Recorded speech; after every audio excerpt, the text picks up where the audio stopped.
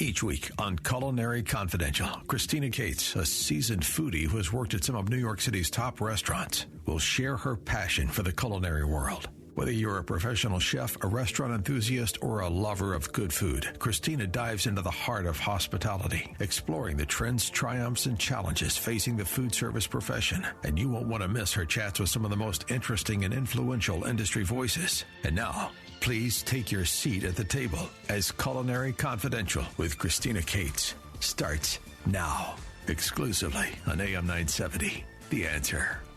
Welcome to Culinary Confidential with Christina Cates. This show is produced in association with my dear friend Lucas A. Ferrara.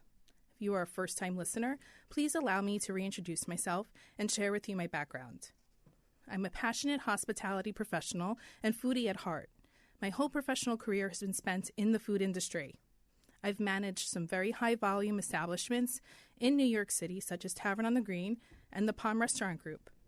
I want to share with you the things I've learned along the way with the interesting people I've met. And believe me, I've met some interesting people, and they'll all be on the show at some point.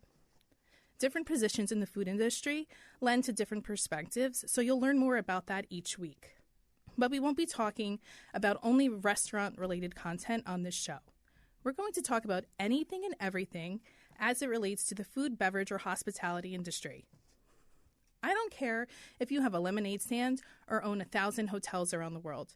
I want to talk to you about your journey and your passion for the industry and how you landed here. If you have topics or ideas you want to hear on the show, send me a note on Instagram. My handle is Culinary Confidential Christina. I love connecting with new people, so don't be shy. So, about the show tonight, the theme is a tale of two Antonios, both working really hard at their own restaurants, developing the food landscape in New Jersey. They both have incredible wives that help guide their success and work with them in their businesses. You know what they say, men are the head, but women are the neck. People come at New Jersey really hard constantly and give it a lot of stereotypes like it's the armpit of America, everyone lives off of an exit on the turnpike, the people are loud and obnoxious, the list goes on and on. But the reality is, New Jersey is actually a really great place to live. It's very diverse and close to anything your heart desires. You want the beach? We have it. You want the country? We got it. You want city life? We have that also. And most of the state is right outside the greatest city in the world. My personal favorite, New York City. The one thing we were a bit on the slower side of developing was the vibrant restaurant scene. Now, don't get me wrong, we've always had restaurants, but it's been my personal opinion that they just weren't very cool. In the last few years, there's really been a push to elevate the dining scene here. There are dining destination hubs sprinkled throughout the state now.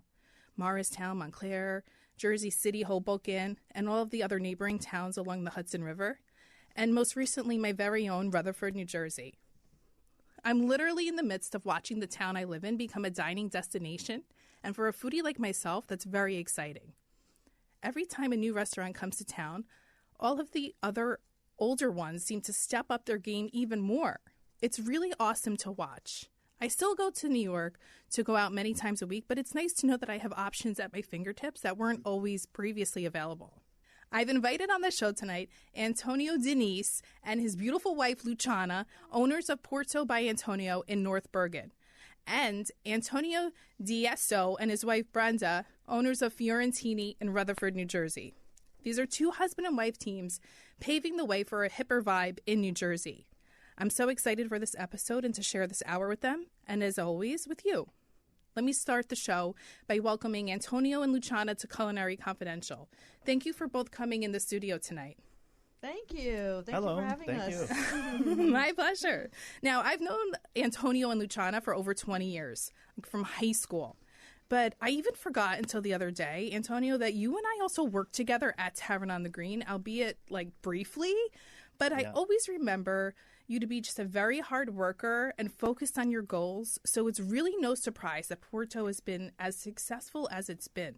You just celebrated your 10-year anniversary at your restaurant. How inspiring is that? You should be so proud of yourself.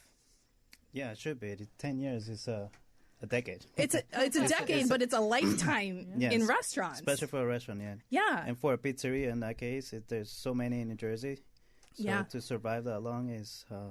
it's a little bit of a saturated market, but you do it with a twist. Can you tell me a little bit about how you came up with the concept of Porto? Well, originally it was supposed to be only pizza because the space is very small. Yeah. I think we started with about 900 square feet, including the kitchen.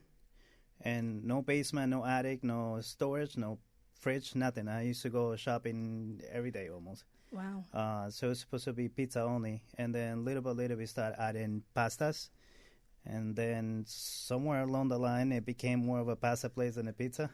I know, but you do both really well. Yeah. And I have to say, because I frequent your restaurant all of the time, you make a great use of your space. Yes. Everything, there's a specific spot for it, and nothing looks cluttered. It is a tight space, but I love that because it feels homey and inviting. Mm-hmm. But I mean, I notice everything from where the cheese is going to the pepper, the red pepper, everything has its home, and it's just thought out really well. So, kudos to you. It's kind of like the same concept in the city with the small apartments where you have to use every corner. Yeah. So, we had to, we change gradually every year, different, it started like a garage with metal chairs and then morphed into what it is now.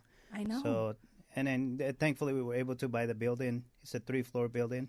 I think it was 3 years ago. Oh, so now we have room for storage and, there's more space to do more stuff. So and you have other concepts going on in different parts of the building. So we also have a speakeasy lounge that it's not very known, and I like to keep it like that. Now it's known. Yeah. On the second floor, and so we have more space to do different stuff. But a lot of times when I get friends that come over from the restaurant business and they see that I'm pumping out hundreds of pounds of pasta per week out of 5 burners, it's just, they don't know how to do it. And I don't know either, but you make it happen. You make magic happen in that kitchen. Yeah. Antonio, you've dedicated a lot of time studying the art of pizza making, but also bread and pasta making, whether it be across different regions of Italy or, when you were working in New York City. Please share with us your journey, how you got started in the business back in 2006. Well, it started before that. So my entire family on my mother's side are in a restaurant business, chef, cooks, all over the place. It's in your blood. Yeah, and I started, I grew up with my grandmother. She's Sicilian. So a lot of the time I was making pasta with her. I didn't know you have Sicilian blood in you. Yeah, so do I. A little bit. So I grew up with her. Yeah. Your father wouldn't like that? Luciano is 100 million% Italian, if you couldn't tell. Yeah, so I started with her. From an early age, I was very into learning how to do pastas and the recipes that my grandma used to do. And I always had a restaurant job. Even when I was in nursing school, I was working at Tavern on the Green. Okay, I didn't know you were in nursing school at that time. I worked as a nurse. Good thing that didn't work out. I know, right? I didn't like it. No, my heart is always in the restaurant business. Yeah, if you have the heart for it, nothing compares. I totally get that. I don't know how crazy you have to be to like to do that, but yeah. Once you get to like it, you get used to it. Yeah, once you get a taste, there's no going back. I get that. Luciana, what role do you play at the involvement of Porto or any other business happenings the two of you have together?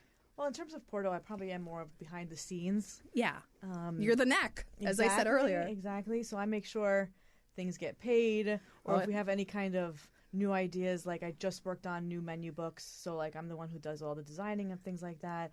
And, I kind of even pull him back a little bit when he has these great ideas. I'm like, it's a great idea, but let's actually think it through just a little bit more. Yeah. His ideas are really crazy sometimes. And I'm like, it's good, but we need to execute a little differently. And I think that's comes out of me when I'm in the corporate world, because I think we're already structured. Mm-hmm. So that's where I kind of we balance each other out a little bit on that. Yeah, you bring in the reins. Yeah. You reel them back in. We do have other things happening besides the speakeasy. We do have our own pasta company. So, people were telling us all the time that they loved our pasta. Where do we get it? Where do we get it? And we were like, well, we don't sell it. And then eventually, just last year, we found a nice spot nearby our home. It's a warehouse in Wallington, New Jersey. And we started creating our very first pasta line. So I made it last night. Did you like it? Well, yeah. I mean, I love everything you guys are doing at Porto. But when I was there recently, my son was like, I want to get that pasta because you sell it there. Right. So, I was like, okay, of course, let's get it. Which do you want? Do you want the rigatoni?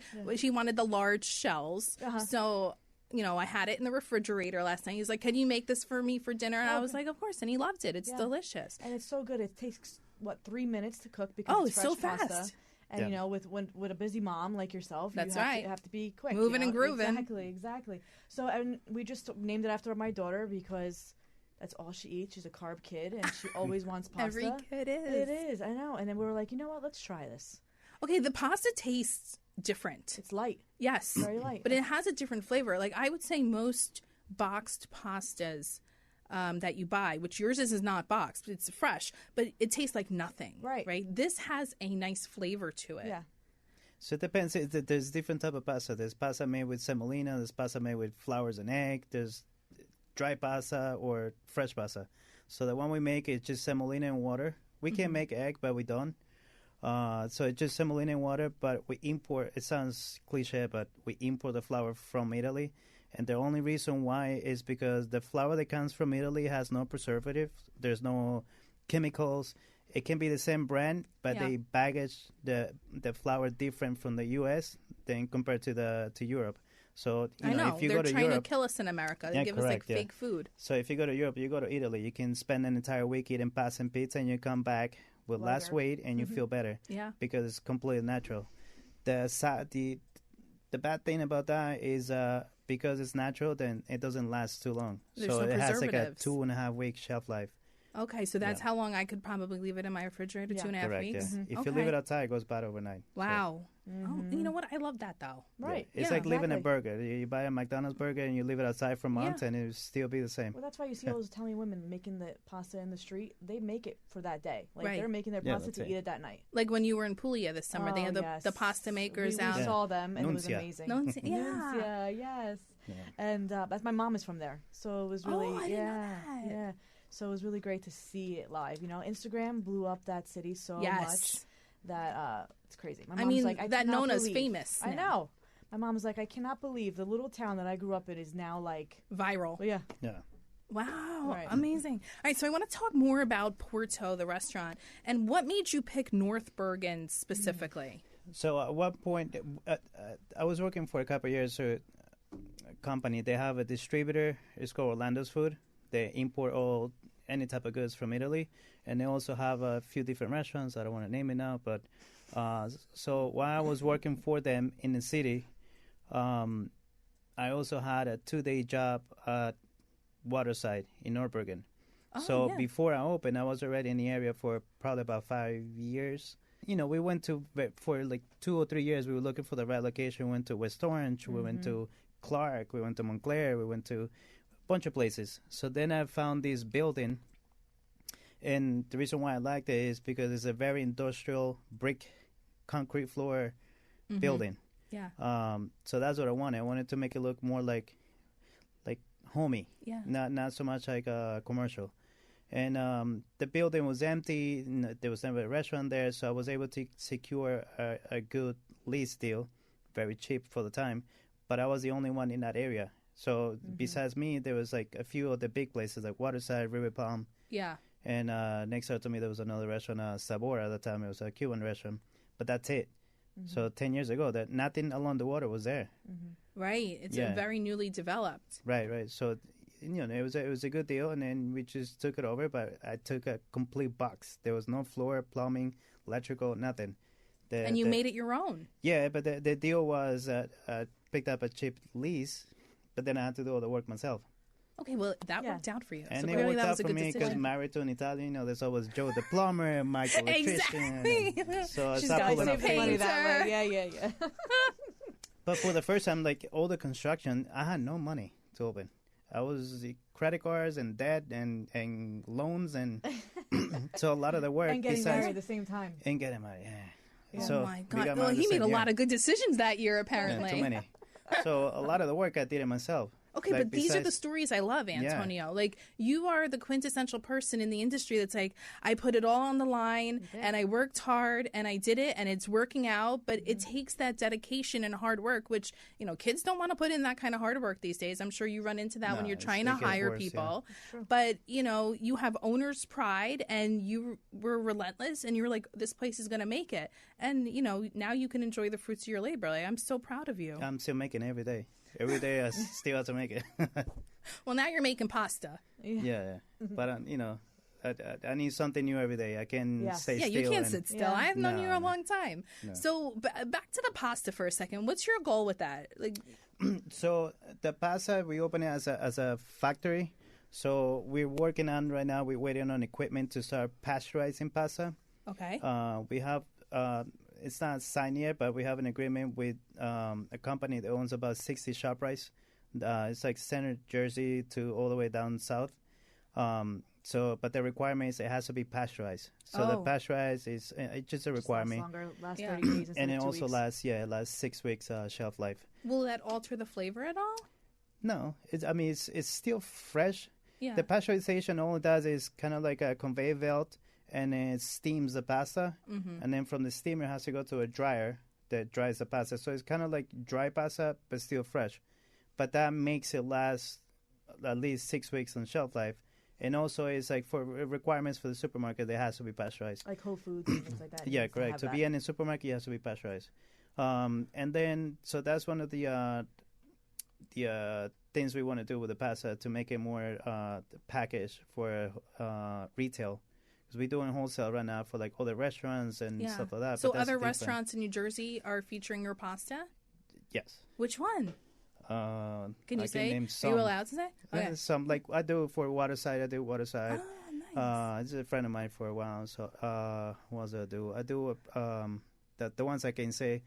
There's another pasta concept in Union. This guy owns a Greek restaurant and an ice cream and a pasta place. So the pasta place is more like a fast, casual, fresh pasta, take and go. And there's a few little restaurants in the area, but Great. and then others that I don't know if I'm allowed to say that. Okay, all right. Let's not get you in trouble. How do you feel that your restaurant has impacted the food scene in New Jersey? So to when you say it like that, it sounds weird to me. But don't be humble. This isn't the time to be humble. No, it's not humble. But where I actually see the difference, because my place is small. So without counting the seats outside, we have 35 seats on the first floor. Not counting the speakers, but that's different then. On the summer, when we open outside, we have about another 20 or so, 20, 30 seats. Yeah. So when you say that, how did it impact? So, for instance, like I was in Milan by myself one day, and I was waiting to get this panzerotto in this famous place next to the Duomo. And on the line, I hear somebody screaming, "Antonio!" And I turn around. I'm in Italy. I don't know if it's me. It's like, how many Antonio? Right. And they're like, "Are you Antonio from Porto?" I'm like, "No."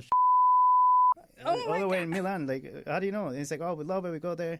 So that's like one thing. So you're on the other side of the world, and people are shouting you out. And it happens to my father-in-law. He was on a cruise. Not cruise, like a small boat where they cross from one island to another one. And he saw a customer wearing a T-shirt from Porto. All the way in Italy. In Italy. Like, it just, you know what I mean? And Weird. It's random.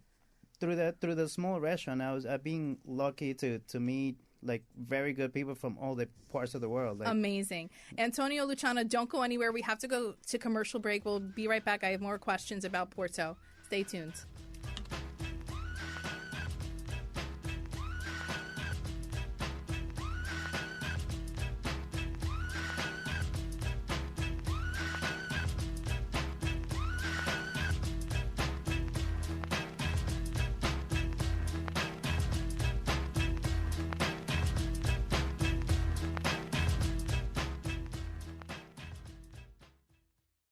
Over the last 30 years, Newman Ferrara, a New York City law firm, has evolved into a national practice focused on real estate, commercial, litigation, civil rights, class actions, and other complex litigation, representing many of the city's largest property owners, managing agents, and thousands of tenants. Newman Ferrara handles some of the nation's most significant class actions and civil rights matters. Newman Ferrara at 1250 Broadway in New York City. Go online to newmanferrara.com. That's newmanferrara.com. Listen to the firm's name partner, Lucas Ferrara, every Saturday at 10 a.m. on Dottie Herman's longest-running real estate radio program, Eye on Real Estate on AM 970. A real estate lawyer for 35 years, Lucas is a professor at New York Law School and is also a published author with books on real estate and New York's landlord-tenant law. Tune in Saturdays at 10 a.m. to hear Lucas's unique perspective and advice on Eye on Real Estate. Welcome back to Culinary Confidential with Christina Cates on AM 970. The Answer. Today's episode is about a tale of two Antonios and their beautiful wives. You know, New Jersey is becoming a vibrant dining scene, and the two Antonios and their restaurants today are part of the success of that. So welcome back, Antonio and Luciana of Porto in North Bergen, New Jersey. Thank Hello. you. Hi. I just have some more questions. Talk to me about the new celebrity chef scene that's happening in New Jersey right now. Celebrity chef. Oh, yes. Okay. Like, yes, the pasta ramen. Pasta ramen. Yeah, Chef Robbie. Yeah, you know more about him than I do, but. So he's great. So he brings, they're young, inspired. They keep learning every day, and they bring new techniques, and they partner up with chefs like Morimoto and stuff like that. So it's more of I see it this way, like back in the day and still today, but a lot of the chefs are very territorial and they don't like to collaborate with someone else. Mm-hmm. They don't like to give out secrets or do anything together. And I feel like that's changing a little bit. Yeah, I mean, I think social media is playing into that. Yeah, correct. Because every time I go on social media, I see like this group of chefs together doing pop-ups at different restaurants. Yes, and I think Antonio, who's coming on later in the hour, can probably shed a little bit of light on that because I think he's kind of worked into that group also. But it's kind of fun to see because I've not been shy about the fact that, New Jersey it didn't have a lot of diversity in its restaurants as far as like hip places. Like you had the old school places to go to. There's always the Chinese food takeout restaurant, a million pizzerias, but there's never been a place to just like hang out and meet people. And your spot is like that. Like it's a restaurant, but it's also an art gallery. Yeah. So I have an idea why that is. Okay, in New tell Jersey. me. And I feel like is the problem with the liquor license. Okay. So you can't really get like a big chef to open a famous restaurant in New Jersey because the liquor license are very complicated. Depends where you are. I'm in North Bergen. My liquor license is between $200,000 and $300,000. But I'm in the border of North Bergen and Edgewater. I'm 10 feet away from Edgewater. Right. Edgewater is 900, and Montclair is only 11 licensed. They're 1.2, 1.5. So is there only a certain amount of liquor licenses allotted per town? No, every town is different. It all depends how many licenses they have. And also, for example, in North Bergen, where I am, I'm in the residential zone. Okay. So I had to be 350 feet away from another license, so nobody can open next to me. Oh. But if you go in, North Bergen goes all the way to like Bergen Line, there's a restaurant next to each other. Not all of them have license, but that's the commercial side of the town, so they're allowed to be next to each other. But then towns like, for example, Rutherford. Rutherford was a dry town. There's only like four licenses. Yeah. So little by little, they're releasing more licenses. So the more licenses there are in a town, the less money there are, or more accessible, like Jersey City or Hoboken. Mm-hmm. There are more licenses because it's more of a commercial city. I mean, when you got into this game of opening the restaurant, was this a big learning curve? Because you know now all the intricacies of like the legalities and everything. I mean, going into it, I'm sure you weren't aware. So I opened with at the time it was a friend of mine, that non-related to the business, but he was the silent money partner. But again, I worked in restaurant my whole life, where from the kitchen to the bartender when I worked with you, to valet parking, to everything. Hustler. Right. But I never learned the insides. So when I worked with the last company I worked, they owns a bunch of restaurants similar to mine. I was very interested in learning, so I used to go on my days off to learn how to do ice cream, to make how to do pasta, and then it sent me to do through the years I did consulting, open restaurants for other people similar to that. But I didn't know anything behind the scene. I didn't know the accounting, booking, taxes. I didn't know any of that. I didn't know anything the legal and legal license, and you can't drink too much, and there's a lot of stuff. So I had to learn that as I went, and there was no teaching. But we also hired that consultant. We had a restaurant consultant. But that was more in the beginning. In the beginning, for what license we need, what permits we need, the health department, that. I didn't know any of that, so we hired somebody for that. But then there's a lot of things that you have to learn as you go. Yeah.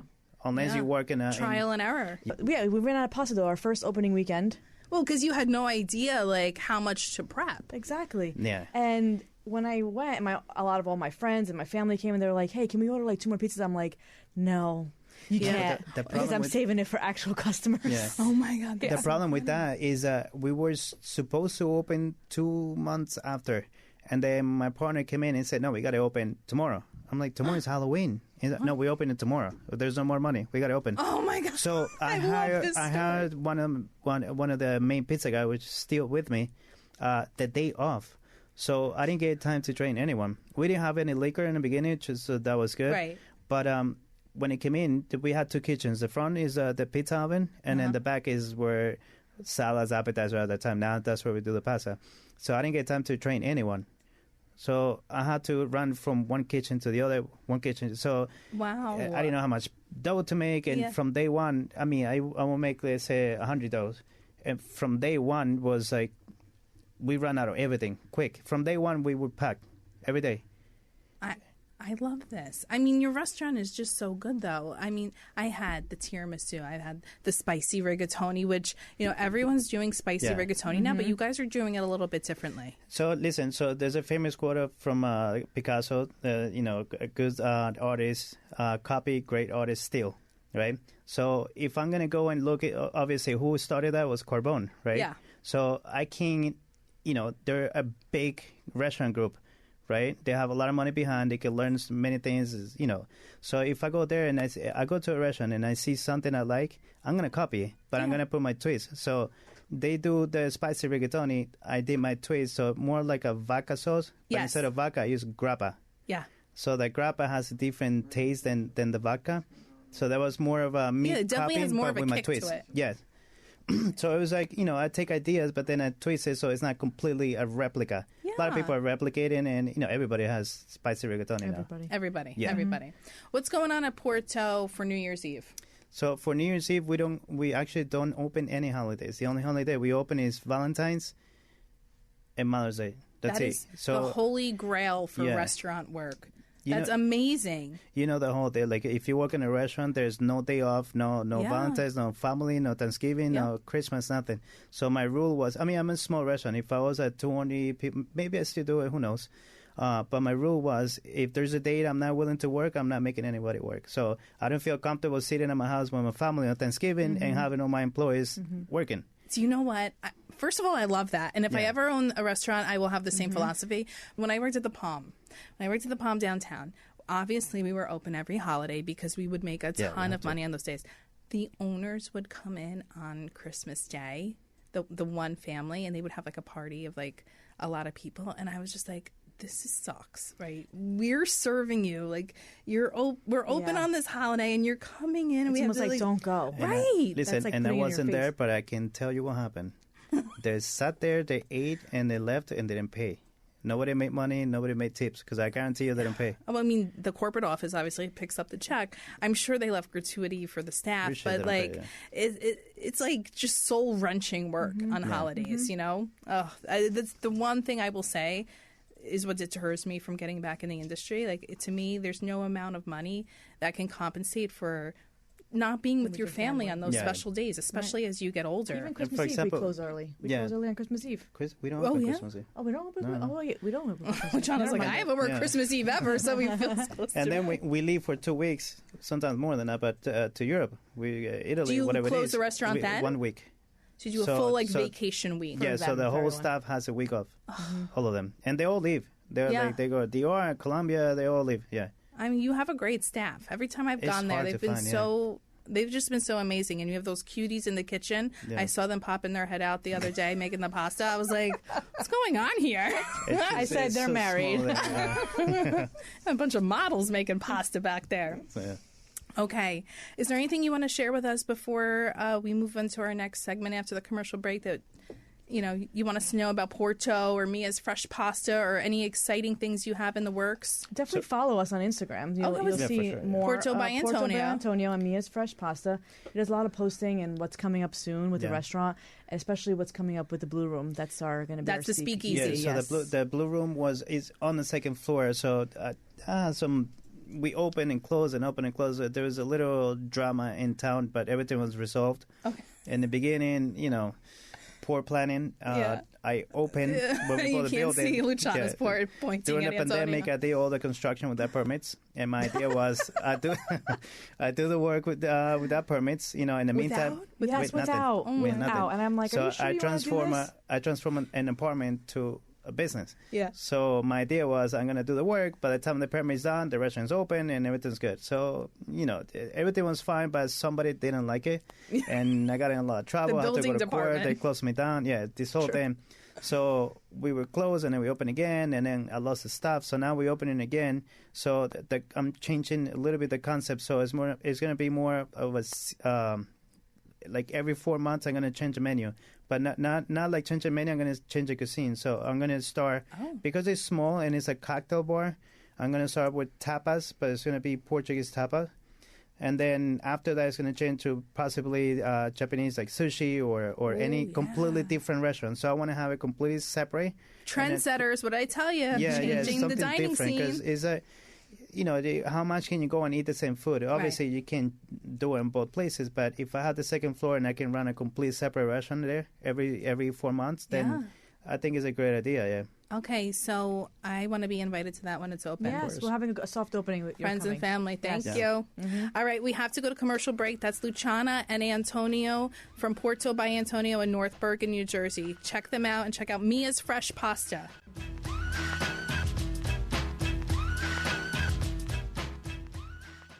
Over the last 30 years, Newman Ferrara, a New York City law firm, has evolved into a national practice focused on real estate, commercial, litigation, civil rights, class actions, and other complex litigation, representing many of the city's largest property owners, managing agents, and thousands of tenants. Newman Ferrara handles some of the nation's most significant class actions and civil rights matters. Newman Ferrara at 1250 Broadway in New York City. Go online to newmanferrara.com. That's newmanferrara.com. Listen to the firm's name partner, Lucas Ferrara, every Saturday at 10 a.m. on Dottie Herman's longest-running real estate radio program, Eye on Real Estate on AM 970. A real estate lawyer for 35 years, Lucas is a professor at New York Law School and is also a published author with books on real estate and New York's landlord-tenant law. Tune in Saturdays at 10 a.m. to hear Lucas's unique perspective and advice on Eye on Real Estate.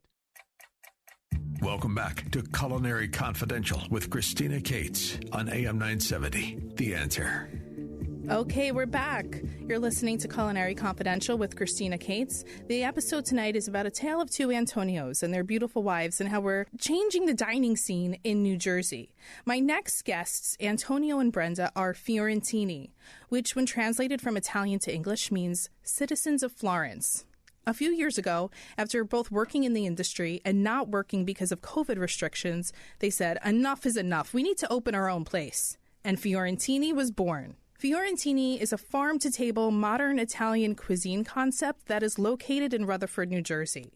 When they opened this restaurant, there was nothing of its kind in town currently, and it really made the other restaurant owners look around and say, we need to step our game up. Brenda, Antonio, welcome to the show. Thank you. That was a big welcome. Oh, it was a nice intro. I mean, I could have said more. You guys have such a fascinating story of how you met and started Fiorentini. Can you share with us the backstory that only you and Brenda can tell? Yeah, so I think I'm going to do the honor since she's a little bit short on voice. Okay.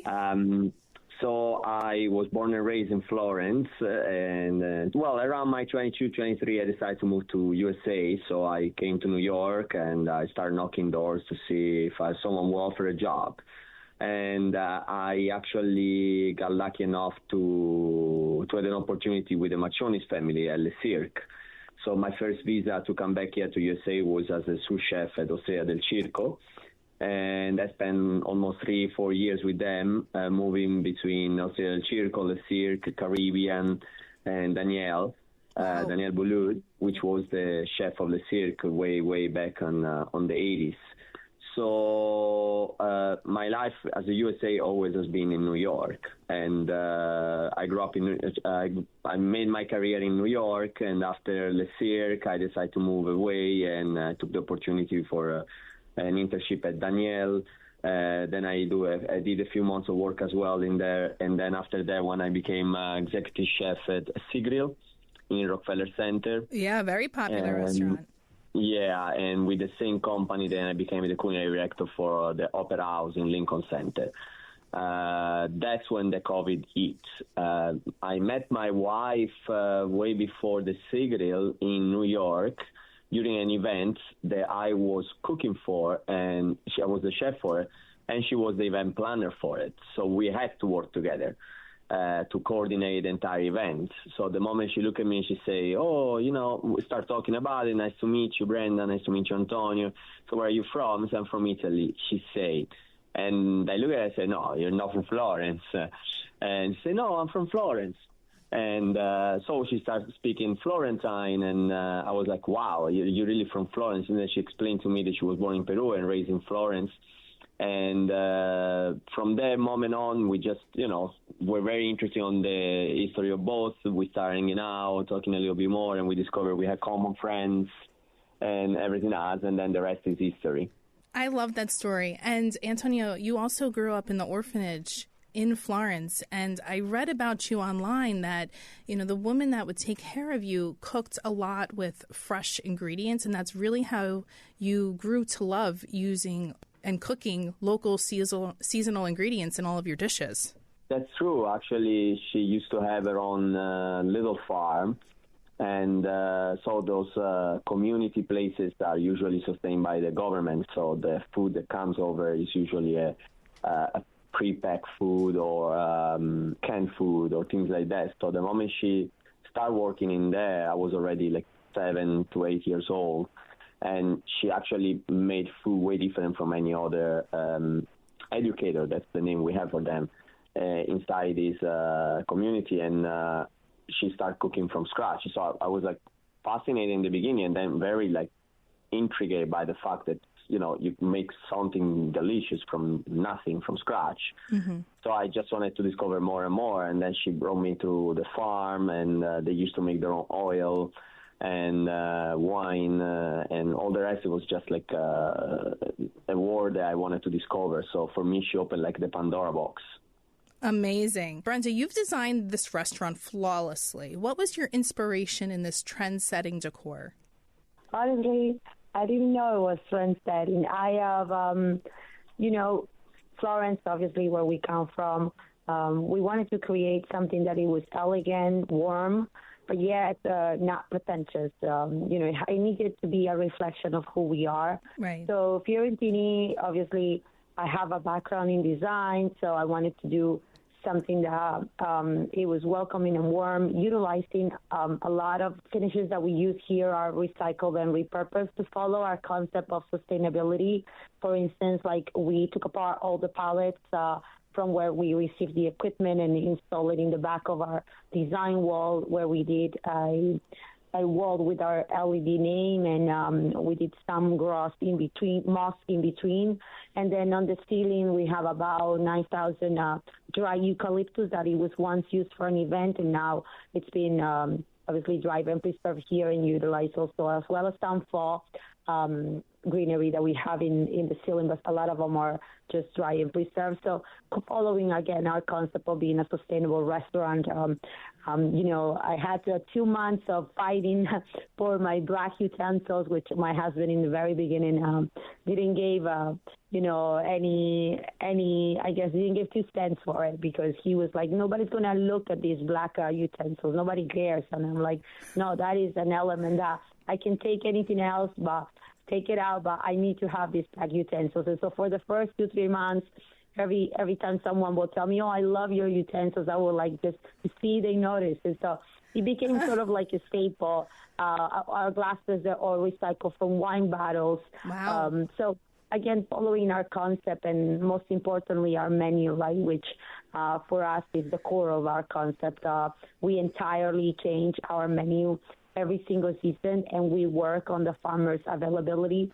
which I believe for any chef, it's a huge challenge and risky sometimes, right? Because nobody wants to be in somebody else's availability, especially chef. Like they just want to see, okay, I want to do this dish this time of the year on this menu, and I'm going to get whatever ingredients I need for this, no matter where it comes from. Instead, what we do is we check on the farm, whatever they harvest. For that season, we prep the menu based on that. So the work for our menus actually starts months before it gets released, right? So it's something really particular that I don't think, a lot of chefs sometimes are willing to do it because it is very challenging. But it's also something that now our guests are looking forward to every single time we change the menu, and that they recognize us for that word and for the work, and that they appreciate and value.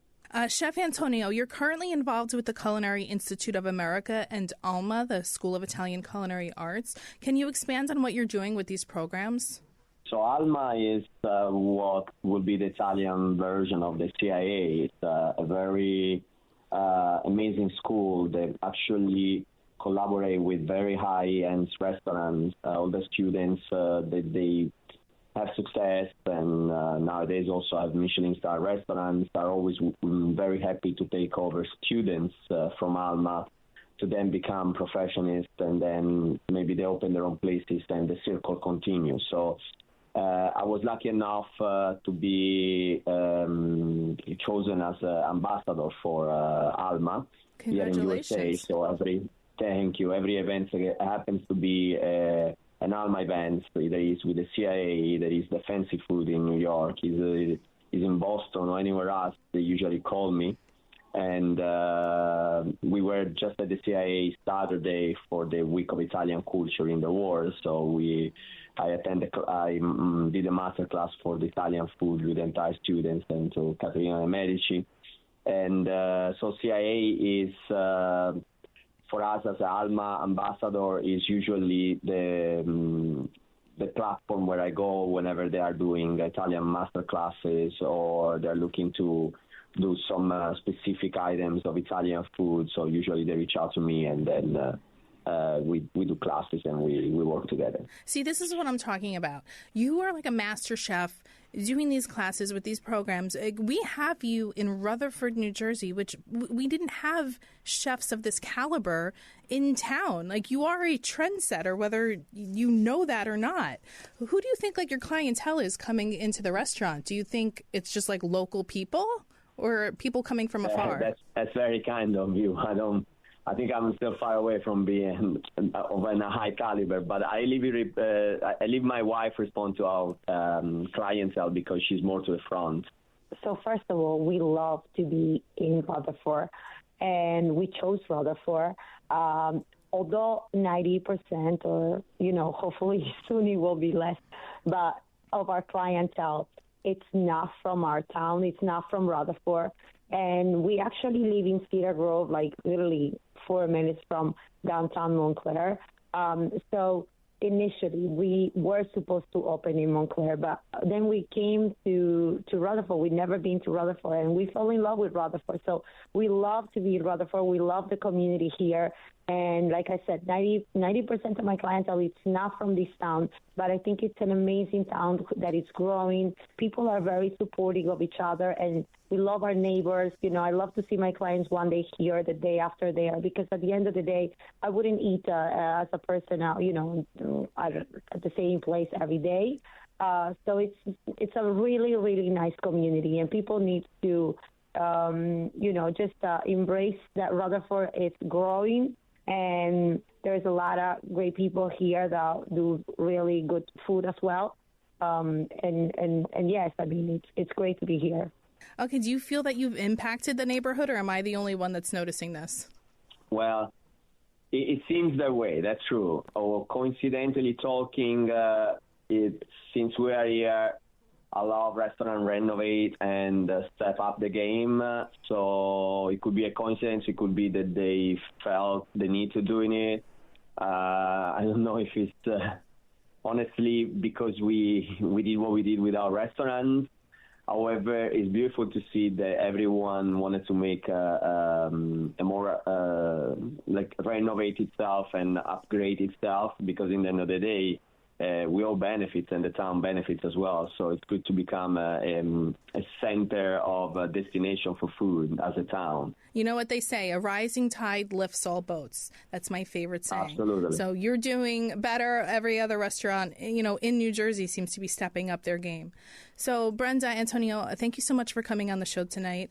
Thank you for listening to Culinary Confidential with Christina Cates, Sunday nights at 9 p.m. on AM 970 The Answer. And thank you to my trend-setting guests this evening, Antonio and their beautiful wives, Luciana and Brenda. Both of these dynamic couples have poured their whole heart and souls into these restaurants and business ventures that have hands down elevated the dining environment in New Jersey, and I thank you for that. Check out Porto by Antonio in North Bergen and Fiorentini in Rutherford. And don't forget to pick up Mia's Fresh Pasta. Links to purchase will be on social media and when the show is up and streaming. Culinary Confidential is now streaming on all major platforms: Spotify, Apple, iHeart, YouTube, Amazon, and Audible. A big hug to my incredible engineer on the show, Alex Garrett. Check out his podcast, One Leg Up with Alex, also streaming everywhere. This is the last show of the year, and what a year it's been. I wish everyone a happy and healthy new year. And with that being said, the first show of the new year will be centered around health and wellness with special guests Matthew Schiffman and Chris Vasami. Thanks for listening and have a great night.